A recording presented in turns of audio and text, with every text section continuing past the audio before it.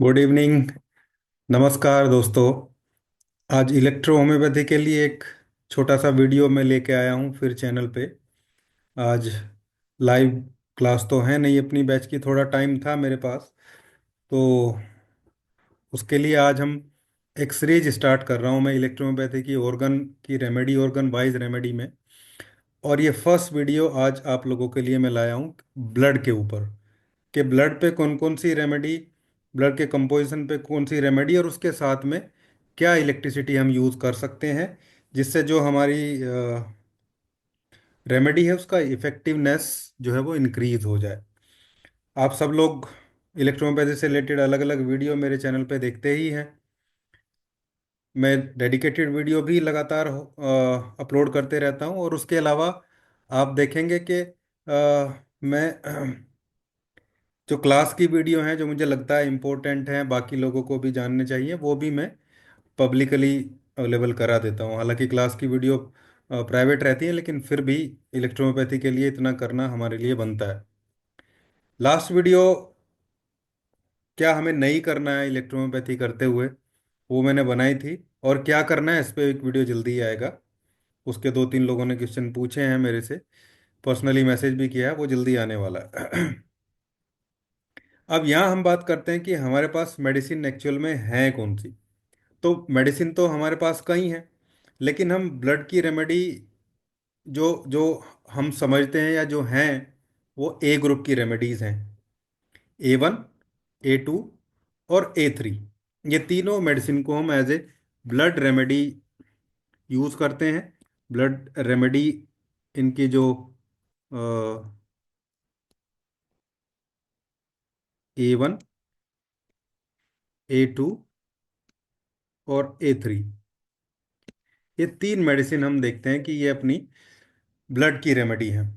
लेकिन इसको हम अलग अलग कंडीशन में अलग अलग चीज़ों में यूज़ कैसे करें, क्योंकि यहाँ तो एलिमेंट है अलग अलग ब्लड में। हमारे ब्लड में प्लाज्मा है, प्लाज्मा में आप नंबर ऑफ कंपोनेंट्स होते हैं, न्यूट्रिएंट्स हैं, अमाइनो एसिड्स होते हैं जिनसे प्रोटीन बनती हैं, एल्बुमिन, फाइब्रिनोजिन, ग्लोबुलिन, इलेक्ट्रोलाइट्स होते हैं, गैसेस भी होती हैं, ऑक्सीजन, कार्बन डाइऑक्साइड। और फिर हमारे फोम्ड एलिमेंट है जिन मोस्टली जो जिन पे हम काम करते हैं। फोम्ड एलिमेंट में हमारे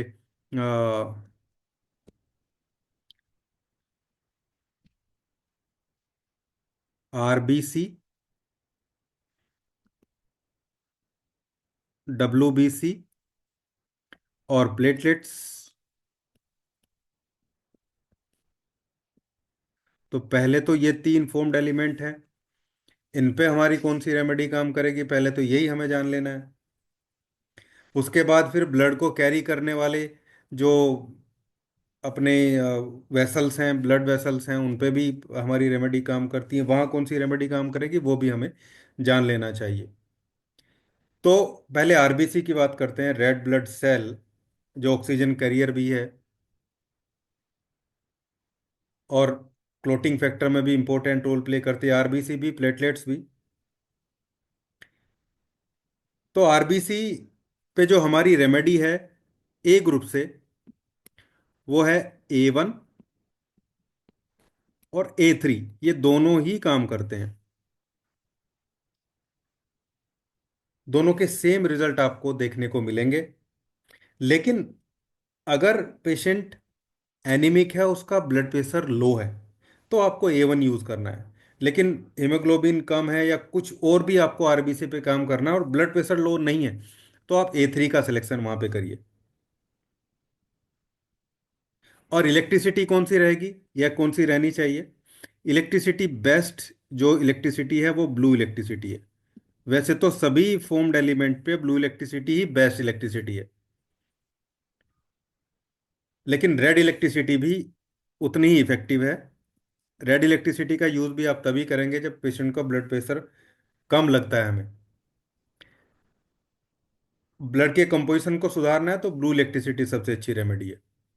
जब वाइट WBC की बात करते हैं, हम वाइट ब्लड सेल की बात करते हैं, जिसमें अलग अलग हम देखते हैं न्यूट्रोफिल्स, बेसोफिल और इयोसिनोफिल ये ग्रेनुलोसाइट्स कंपोनेंट है। अग्रेनुलोसाइट में लिम्फोसाइट होते हैं, मोनोसाइट्स होते हैं। ये सब डब्ल्यूबीसी का ही पार्ट है, इम्यूनिटी में रोल प्ले करते हैं इंपॉर्टेंट। तो यहाँ ए ग्रुप से हमारी जो मेडिसिन आएगी वो A2 आएगी, एनजीटी को 2। ये बहुत, मैं बोलता हूँ आपको डब्ल्यूबीसी पे वर्क करना है तो आपको A2 का सिलेक्शन ही करना चाहिए। लेकिन यहाँ एक चीज हम भूल जाते हैं कि एस ग्रुप से भी हमें रेमेडी लेनी होती है, सी ग्रुप से भी रेमेडी लेनी होती है, उस पर भी डिस्कस करेंगे। पहले डब्ल्यूबीसी की बात करिए। ए ग्रुप से, क्योंकि हम A1 A2 3 A1 A2 A3 की चर्चा कर रहे हैं आज, जो मेडिसिन है हमारी उनको ऑर्गन वाइज हम एक तरीके से सीक्वेंस में लगाना चाह रहे हैं। तो A2 यहाँ पे बेस्ट रेमेडी होगी। इलेक्ट्रिसिटी इसके साथ आपको देखना है, कंपोजिशन को आपको सुधारना है, तो ब्लू इलेक्ट्रिसिटी यूज करेंगे। लेकिन जो हम जब इम्यूनिटी पार्ट की बात करते हैं फिर हम, बी तो काम करेगी लेकिन इम्यूनिटी पार्ट की बात कर देंगे तो ग्रीन इलेक्ट्रिसिटी फिर बहुत ज़्यादा इफेक्टिव हो जाती है। अदरवाइज तो ब्लू इलेक्ट्रिसिटी ही सब जगह हमें ब्लड के फॉर्म्ड एलिमेंट में यूज करना चाहिए। वही प्लेटलेट में, अब A1 A2 A3 में से प्लेटलेट में कौन सी रेमेडी सबसे अच्छा काम करेगी? जो आरबीसी में काम कर रही है वही रेमेडी प्लेटलेट में भी काम करती है, दोनों रेमेडी सेम। लेकिन जो ज़्यादा बेटर रेमेडी मैं मानूंगा वो A3 है, प्लेटलेट को के कंपोजिशन के लिए भी, मतलब उसकी क्वालिटी और क्वांटिटी दोनों के लिए A3, और ब्लू इलेक्ट्रिसिटी यहाँ पे आप इसके साथ में यूज करेंगे। ये प्लेटलेट के कंपोजिशन के लिए है।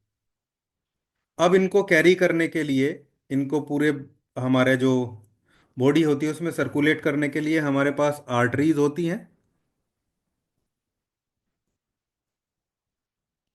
जो ऑक्सीडेटेड ब्लड को लेके जाती हैं, और वेन्स होती हैं जो डीऑक्सीडेटेड ब्लड को वापस लेके जाती हैं और उनमें वापस लंग्स के थ्रू ऑक्सीजन को एक तरीके से ऑक्सीनेटेड करके वापस सर्कुलेशन में लेके आने का काम करती है। आर्टरीज की जो रेमेडी है, आर्टरी पे जो काम करने वाली मेडिसिन A1 A2 A3 में से है। नॉर्मली हम सीधा सीधा बात करें तो आर्टरीज की रेमेडी A1 है। और आर्टेरियल इफेक्ट जितने भी आपको देखने को मिलेंगे, आर्टरी और कैपिलरीज दोनों ही आएंगी, तो वहां पे A1 का सिलेक्शन आपको करना है। बाकी जो दूसरी रेमेडी है, सी ग्रुप से क्या लेना है और दूसरी एस ग्रुप से क्या लेना है, वो सब डिजीज के अकॉर्डिंग रहता है। लेकिन आर्टरी पे A1 और उसके साथ इलेक्ट्रिसिटी ब्लू इलेक्ट्रिसिटी बी। और वेन की रेमेडी क्या है? वेन की रेमेडी A2 है। वेन से रिलेटेड जितनी भी प्रॉब्लम देखने को मिलेंगी, वो चाहे वेरिकोज वेन है चाहे हेमरेड्स हैं, आपको NGT को 2 वहां पे रहना ही है। प्लांट वाइज ये सिलेक्शन रहता है हमारा, ऐसा नहीं कि हम ऐसे ही बोल रहे हैं। प्लांट वाइज सिलेक्शन है, और किस प्लांट का क्या जो सीक्वेंस वहां पे रखा गया वो भी डिपेंड करता है, क्योंकि कुछ प्लांट तो कॉमन भी हैं जो तीनों में है, या दो में कॉमन भी है, जैसे आर्निका मोंटाना A1 में भी है, A3 में भी है। तो जब आपको आर्निका जैसे इफेक्ट लेने की बात हो तो वहां पे A1 A3 दोनों का यूज कर लेते हैं हम। जैसे हार्ट पे जब डिस्कस करेंगे तो हार्ट में तो तीनों रेमेडी काम करती हैं, A1 A2 A3। तो वेन में A2, और इलेक्ट्रिसिटी स्पेसिफिकली तो ब्लू इलेक्ट्रिसिटी ही रहती है वेन की भी। पूरे के पूरे सर्कुलेशन की रेमेडी ब्लू इलेक्ट्रिसिटी है। लेकिन जब कंजेशन है तो हम बी को यूज कर रहे हैं। लेकिन इन्फ्लामेशन भी साथ में है, टेंडरनेस भी कई बार जैसे हेमरेड्स में भी हो जाती है, या ऐसा कोई डिफॉर्मिटी हमेशा रहती है, या फाइब्रोसिस जैसी कोई कंडीशन बन जाए तो फिर हम ग्रीन इलेक्ट्रिसिटी का सिलेक्शन भी करते हैं। तो मैं बोलूँगा कि ग्रीन इलेक्ट्रिसिटी भी हमें वेन के केस में हमेशा रखना चाहिए, भले ही हम कोई अल्टरनेट फॉर्मूला बना के उसमें ग्रीन इलेक्ट्रिसिटी को यूज़ कर लें। या C11 वेन 1 और B एंड G, ये पूरा दोनों इलेक्ट्रिसिटी को आप यूज़ कर सकते हैं। प्रैक्टिकली देखा जाए तो कोई खास जो है वो कोई खास क्या, कोई भी दिक्कत नहीं आती है। दोनों इलेक्ट्रिसिटी को बहुत बार हमने यूज़ किया है अलग अलग फॉर्मूले में। REY को यूज़ करने से हम बचते हैं अदरवाइज सभी को हम एक दूसरे के साथ यूज कर सकते हैं। आर ई वाई को, और आर ई को हम ज़्यादातर डब्ल्यू के अलावा और किसी के साथ यूज नहीं करते। वाई को बी के साथ यूज कर लेते हैं, और वाई को जी के साथ भी यूज नहीं करते, लेकिन बी जी और वाई बी ये अच्छा कॉम्बिनेशन रह जाता है। कई सारे केसेस में हम यूज करते हैं इन इलेक्ट्रिसिटी को एक दूसरे के साथ इंटरनली कंज्यूम करने के लिए। तो ये हमारी A1 A2 A3 जो तीन मेडिसिन है वो ऑर्गन वाइज कहाँ इफेक्ट डालती हैं, ब्लड की बात कर रहे हैं केवल। इसके अलावा भी ऐसा नहीं कि यही इफेक्ट है, लेकिन जब हम सर्कुलेशन की बात करते हैं या इलेक्ट्रोमियोपैथी में ब्लड की बात करते हैं, तो A1 A2 A3 तीन रेमेडी ही हमारे सामने आती हैं, और उनका सिलेक्शन उसी हिसाब से हमें करना भी चाहिए। अब इनके साथ अगर हम सी ग्रुप की बात करें, तो जो सबसे बेस्ट रेमेडी है किसी भी केस में, सी ग्रुप से अगर किसी भी केस में हम बेस्ट रेमेडी की बात करें तो वो C5 है, कैंसेरेसो 5। और कुछ केस में C4, जैसे प्लेटलेट कम है, क्योंकि कहीं ना कहीं बोन मैरो का स्टिमुलेशन की रिक्वायरमेंट भी रहती है, तो हम C4 का सिलेक्शन भी करते हैं, जैसे एनीमिया के केस में या लो प्लेटलेट के केस में पेशेंट को C4 दे देते हैं, या आप C4 को ग्लोबल बना के दे दीजिए। लेकिन C5 आपको हर केस में जहाँ पे आपको ब्लड पे काम करना है वहाँ आप उसको रखिए ही। ये हार्ट की भी अच्छी रेमेडी है C5, circulation, heart, blood composition सब पे बहुत इफेक्टिवली काम करती है। और एंटी माइक्रोबियल एक्टिविटी बहुत खास है C5 की, माइक्रोब्स पे बहुत अच्छा काम करती है। अब एस ग्रुप की बात करते हैं। एस ग्रुप से हम अलग अलग केस में अलग अलग रेमेडी लेते हैं, लेकिन जब ब्लड के कंपोजिशन की बात आती है तो S1 से बढ़िया कोई नहीं है, S1 से अच्छी कोई रेमेडी नहीं है। अब यहाँ पे बहुत सारी जगह आपने देखा होगा दो तीन कॉम्बिनेशन बनते हैं। जैसे मैं आपको यहाँ लिख के दिखाऊं तो आप देखेंगे कि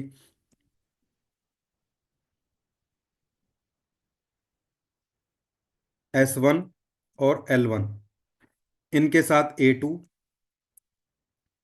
S1 L1 और इनके साथ A3, फिर ऐसे ही S1 L1 और इनके साथ A1। ये आप नॉर्मली एक अच्छा सिलेक्शन हमारा बनता है। लेकिन हम कई बार S1 के बजाय S2 का भी हमें रिक्वायरमेंट होता है, या S5 का रिक्वायरमेंट होता है, या फिर कई बार हमें हो सकता है S6 की रिक्वायरमेंट भी पड़ जाए। S6 L1 A3 भी तो अच्छा कॉम्बिनेशन है।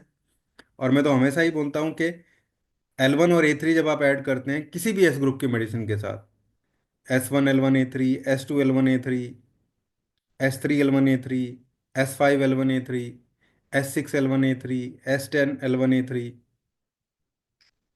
S11 L1 A3, S12 L1 A3, ये तीन रेमेडी को कंबाइन करिए आप, और इनके साथ फिर किसी भी ऑर्गन की रेमेडी एक इलेक्ट्रिसिटी लगा दीजिए जो जैसा जैसा जैसा आपको लगता है।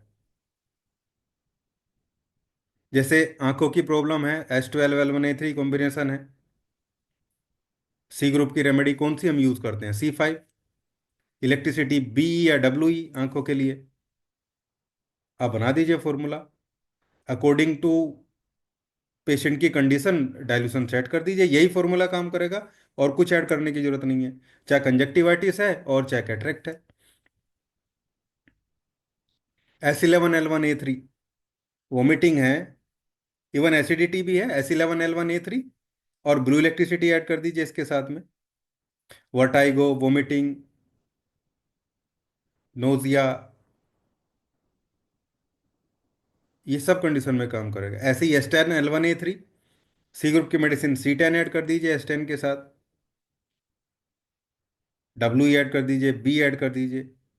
ये डाइजेस्टिव, खासकर लोअर जो एब्डोमिनल है, इंटेस्टाइन की टॉप प्रोटोकॉल बन गया। अपने अकॉर्डिंग आप इसमें वर्मन वगैरह या F1 ऐड कर सकते हैं अगर पेन, स्पाज्मोडिक पेन वगैरह है तो ऐसे कॉम्बिनेशन इलेक्ट्रोहोम्योपैथी में आप बनाएंगे, क्योंकि यहाँ आप ब्लड और लिम्फ दोनों पे काम कर रहे हैं। जब आपने एस ग्रुप की एक मेडिसिन के साथ में L1 A3 ऐड कर दिया तो पूरे तरीके से प्यूरिफिकेशन का काम भी हो रहा है, सेलुलर लेवल पे काम करेगी मेडिसिन, और ऑर्गन की मेडिसिन भी आपने ऐड कर दी।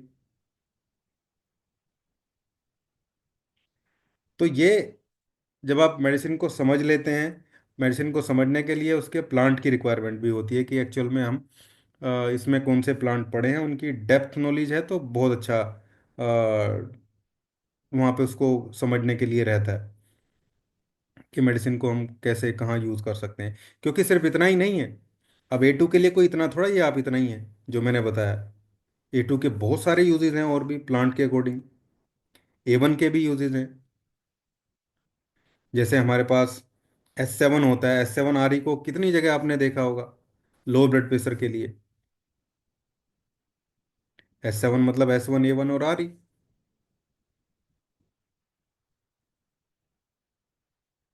ऐसे ही S1 A1 B या S10 A1 B कितना अच्छा काम करते हैं हाई ब्लड प्रेशर में। आप लाइटर में यूज करिए उसको। तो आज अभी इतना ही रख रहे हैं हम।